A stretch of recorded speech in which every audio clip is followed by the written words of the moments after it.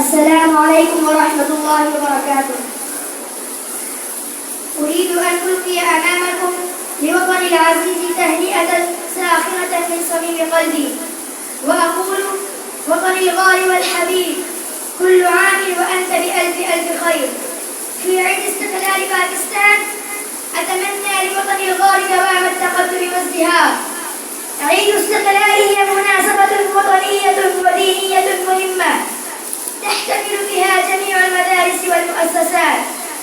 كل عام والوطن والشعب بألف ألف خير.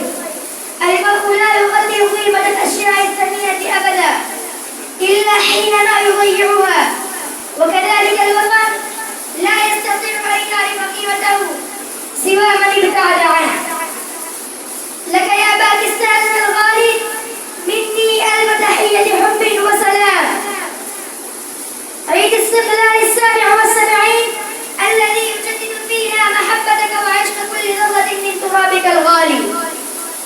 كل عام وأنت يا أغلى الأوطان بألف ألف خير وسلام. إن الوطن الباكستان نعمة من الله تعالى علينا، فمن لم يعرف لمحبة الوطن الباكستان الغالي طريقا لم يعرف للحياة طريقا بعد أيضا. نباهي بالوطن الغالي والعزيز ونشعر بالفخر للانتماء إليه، ونبذل في سبيل رقيه وتقدمه إلى الأمام.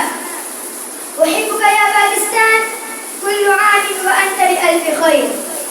وطني سماؤك لوحة رسمت فيها أحلامي، وأرضك طريق ركبت فيها آمالي،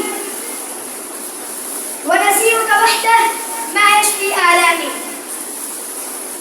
إن تبطل جميع البلاد من مشارق الأرض ومغاربها، سوف يبقى وطني باكستان الأجمل والأقوى دائما وأبدا. ولمناسبة عيد استقلال 77 عقدنا هذه الحفلة الميمونة، وأخيرا نسأل الله أن يديم على وطننا العزيز نعمة الأمن والأمان. وآخر دعوانا الحمد لله رب العالمين.